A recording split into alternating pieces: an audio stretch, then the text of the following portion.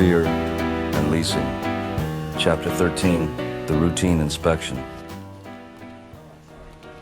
There are a few sacred truths in property management. One is that no one who says shit be a quick one has ever finished a task under 3 hours.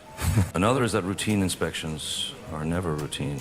They are either death by 1,000 doilies or an accidental encounter with a naked tenant and a suspicious bucket. So when I was sent a calendar invite for another routine inspection, I sighed, muttered something unprintable, and packed a notepad, 2 pens, and a miniature can of mace. Denise saw me at the door and tossed me a roll of masking tape, just in case. Gordonvale had already chewed through my patience like a bored dog through a couch leg, and I wasn't keen to get back on the front lines. The last inspection out this way had involved an alpaca in a bathroom and a tenant who insisted he paid rent with bags of coins. I braced myself for another horror show, but 43 Bowerbird Crescent wasn't horror. It wasn't even mildly unsettling. It was fine. The house was a tidy low-set with a crooked mailbox and a modest patch of sugarcane in the back. The air felt fresh, scented like cut grass and yeast. The door opened before I knocked. A wiry man in his 60s stood there in a faded footy jersey and thongs, holding a cup of something amber. He looked like how I expected anyone from Gordonvale to look. You must be Macready. I'm Glenn. Here for the inspection, I replied.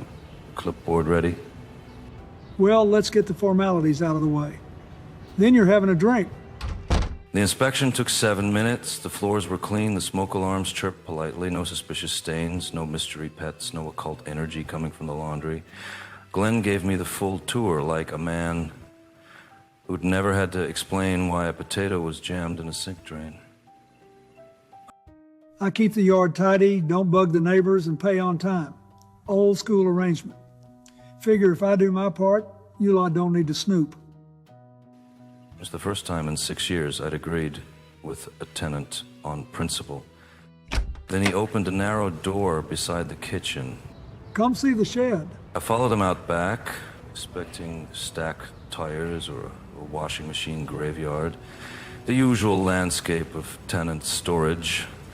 The shed was cool, dim, and meticulously arranged. Stainless steel fermenters lined one side like beer-fueled robots. A rack of mason jars and thermometers stood beside a pinboard covered in brew notes, hand-drawn labels, and one Polaroid of Glenn holding up a bottle in front of a lawnmower like a trophy. Started brewing in '96. Got tired of paying $30 for dishwater in a bottle. Plus, you brew your own. You never run out. Do you like beer? Professionally, I brew on Wednesdays. Taste on Fridays. Today's Friday. it was Tuesday. He handed me a mason jar filled with something cloudy but inviting. Citra Pale.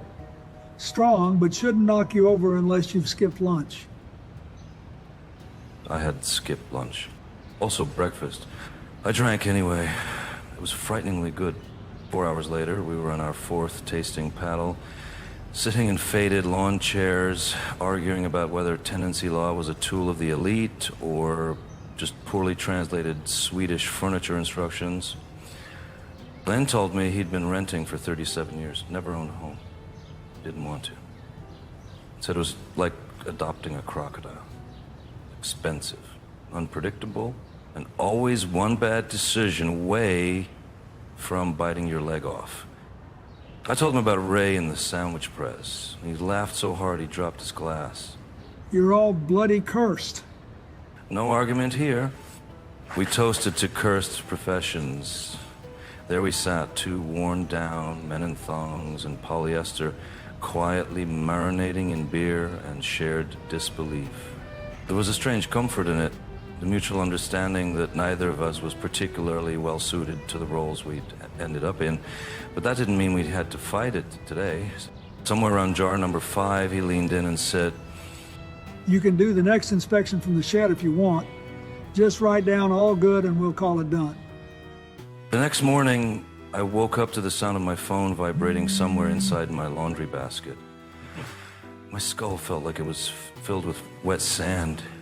My mouth tasted like raw dough and hops. I was still wearing one shoe while the other was on top of my fridge for reasons that may never be known.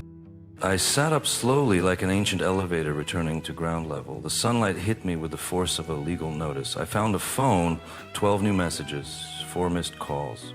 One voice note from Denise that began with "not to alarm you, but..." Not to alarm you, but Chad's here. He's pacing around the office asking if anyone has seen you.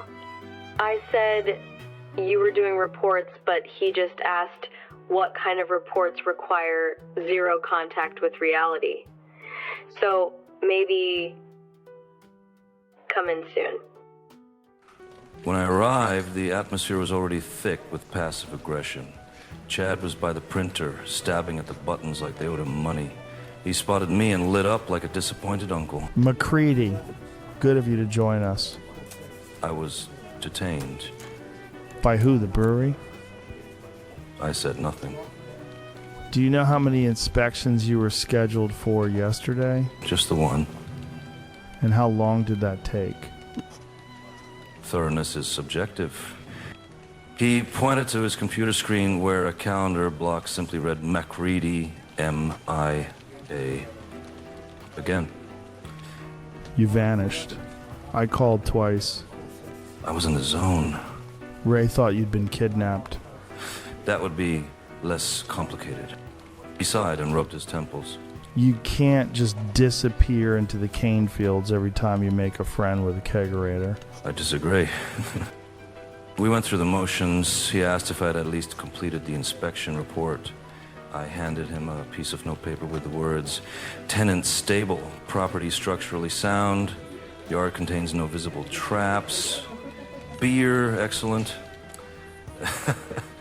He stared at it for a long moment. You're supposed to note things like smoke alarms, taps, doors. I noted the soul of the property. Do I need to remind you this is not a creative writing exercise? I shrugged. It's more real than the usual reports we send out. He muttered something inaudibly and stomped off to tell someone else how disappointed he was in me. Denise looked up from her desk as I slumped into mine. Glenn? She asked. I nodded. Without saying another word, she dropped a baraka into my mug.